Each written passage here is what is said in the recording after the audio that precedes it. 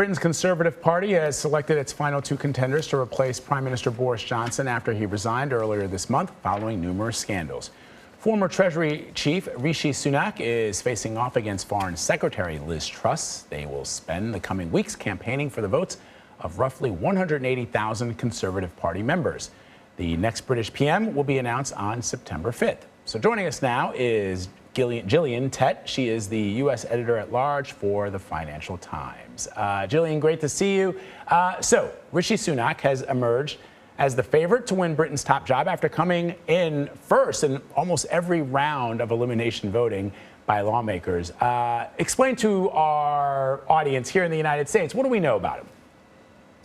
Well, the first thing to point out is that although Rishi Sunak has enjoyed a series of victories in the voting, the bookmakers, the betting industry in the UK, which does make a lot of bets on politics, is actually putting Liz Truss as the most likely candidate to win, because it's presumed that she's going to scoop up a lot of the support of grassroots Tories. But I'll come on to that in a minute. What we know about Rishi Sunak is that he is a very sort of earnest, sensible, frankly, technocrat who championed Brexit. He was very much in favour of Brexit when that big battle was underway, has since been running the finance ministry, the Treasury, and doing so with a very orthodox economic stance. Now, that makes him beloved by many, many financiers, business leaders, and economists. It also makes him hated by many parts of the grassroots Tory party because they don't like the idea of fiscal conservative positions. They want to see big tax cuts. They want to see a much looser type of policy in every sense.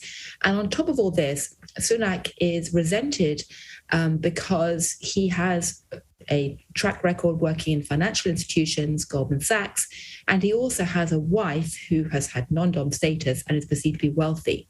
And all of that is not popular today with the grassroots.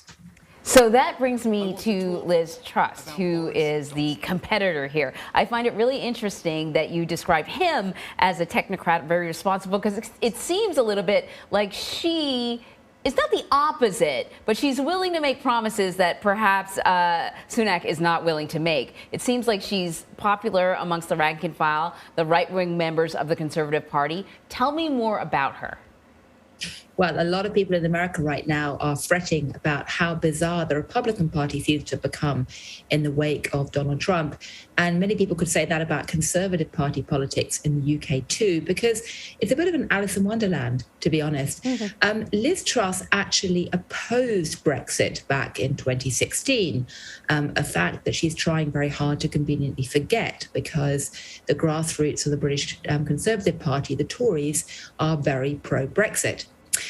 She has been in government and she served under a number of Tory leaders, but she's now presenting herself as the disruptive candidate who's going to challenge Sunak's economic orthodoxy.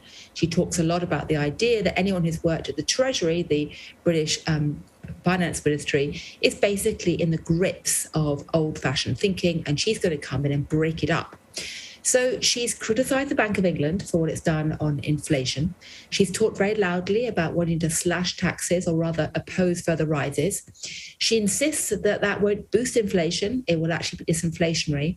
And it's a very strongly populist message that's trying to pick up the mantle of Margaret Thatcher, the first female Prime Minister of the UK. Sunak is also trying to pick up the mantle of Thatcherism. He says he's the true Thatcherite. But both of them are essentially slinging mud at each other in a pretty aggressive fashion. So let's talk Prime Minister Boris Johnson, who said on Wednesday his advice to his successor would be to not always listen to the Treasury, leading speculators to believe that he and his allies prefer Truss over Sunak in the election. Is their support more beneficial or detrimental to the candidate? Well, I suspect it's probably going to be quite positive for Truss, what Boris Johnson said. At the end of the day, the reason he was kicked out was because of his shambolic style and the fact that he was perceived to have lied or misled one too many times when it came to his own conduct. For the most part, the Tory rank and file were not staging a grassroots revolution. against his overarching policy measures, insofar as they knew what they actually were. And in some ways, Truss is presenting herself as a natural heir or heiress without all the embarrassing gaffes and the bad hairstyle. And it's a pretty popular message for many people in the grassroots Tory party.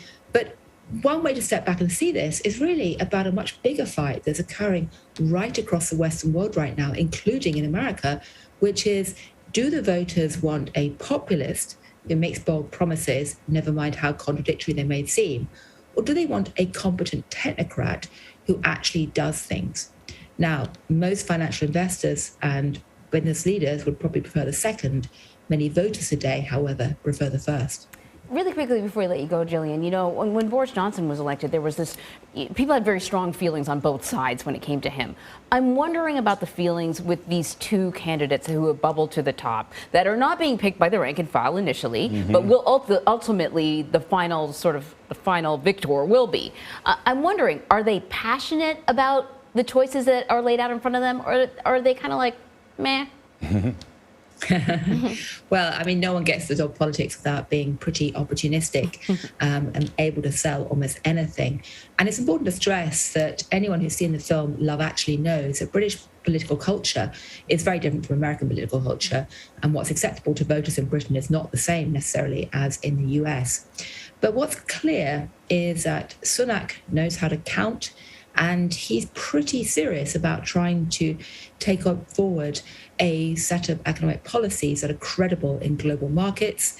Liz Truss right now is keen to basically win the votes. Well, I guess you got to win first before you can implement your That's policy. exactly right. Gillian Tett, thank you very much. Thank you.